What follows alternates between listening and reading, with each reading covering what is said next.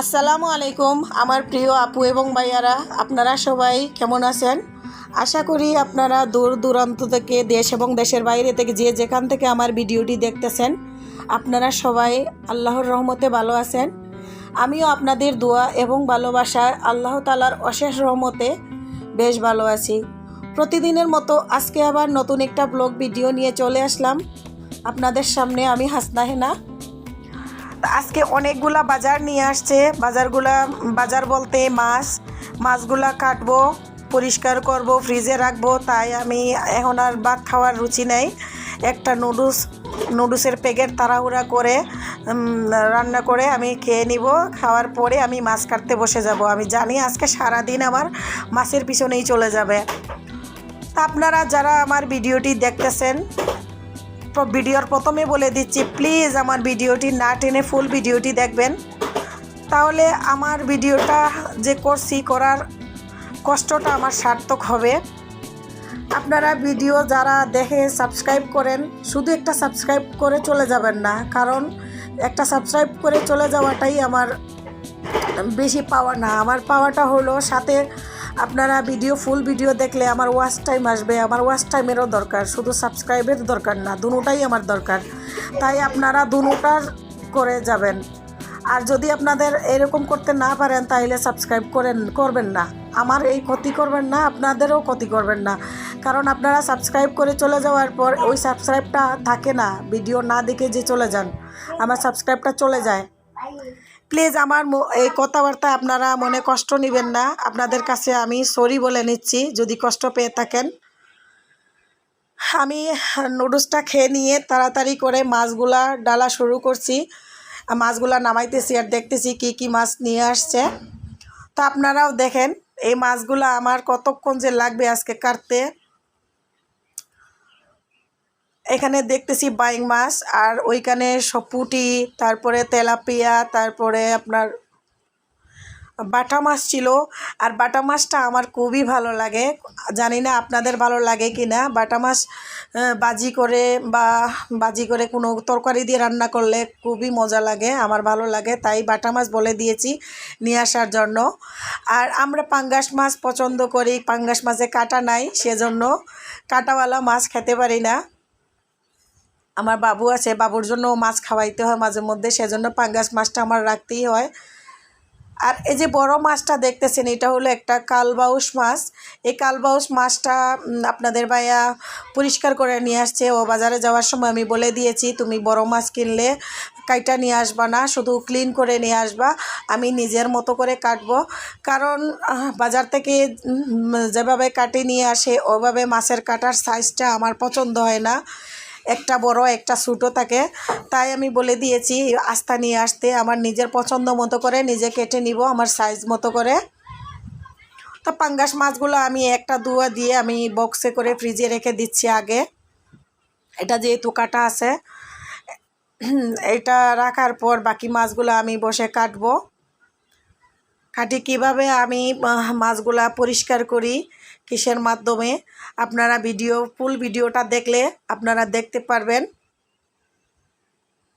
মাছ কাটতে বসে গিয়েছি ছাই দিয়ে। তো কিছু মাছ কাটি, আবার উঠে ওগুলা পরিষ্কার করি, তারপরে ফ্রিজে রাখি, তারপরে আবার বসি।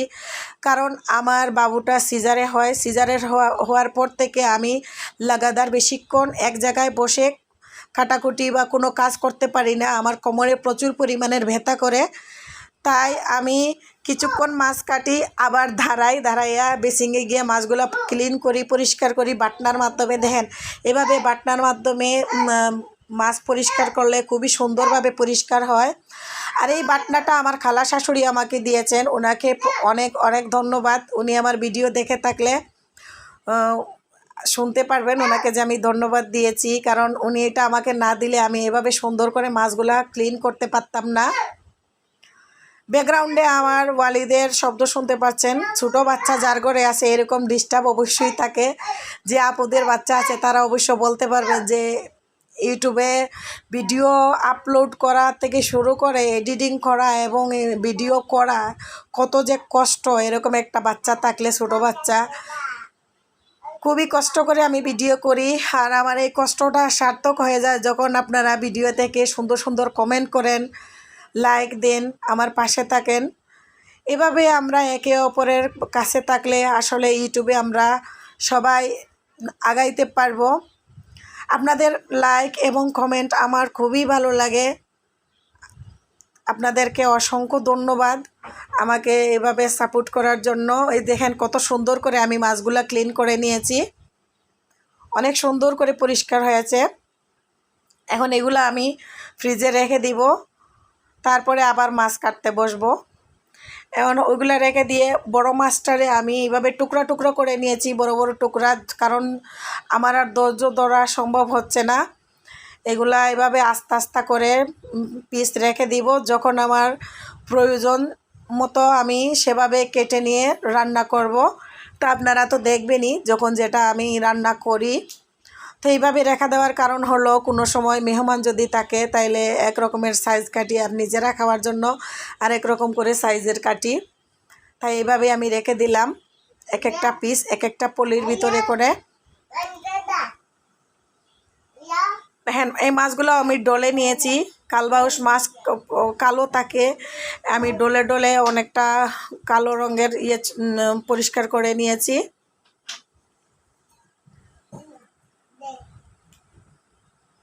আর যে মাছের পেটিগুলা ওগুলো আমি সুন্দর করে সাইজ মতো কেটে নিয়েছি, এগুলা রাস্তা রাখি নাই, কারণ এগুলা আমি আজকে আর রান্না কি করব না করব জানি না। দুপুরবেলা রান্না করছিলাম, তরকারি আছে, কালকে এগুলা রান্না করে নিব।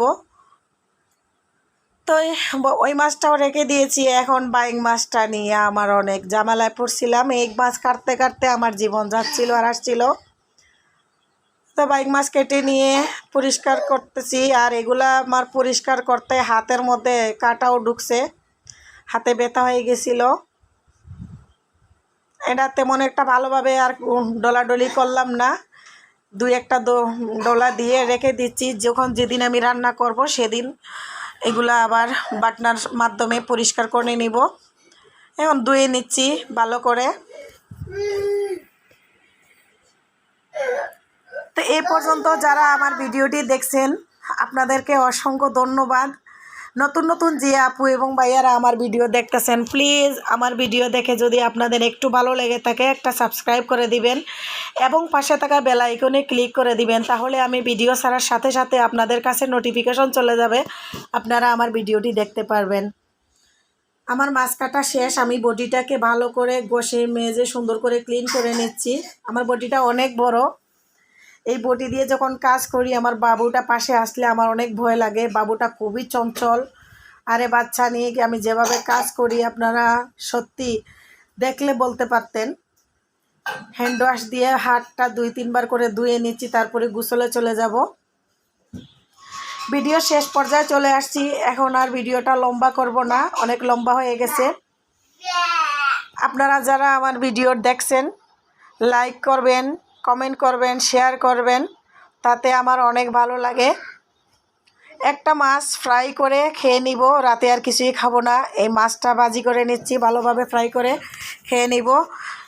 আমি ভিডিওটা শেষ পর্যন্ত চলে আসছি, এখনই রেখে দিলাম। আপনারা ভালো থাকবেন সবাই। Thanks for watching. Subscribe now.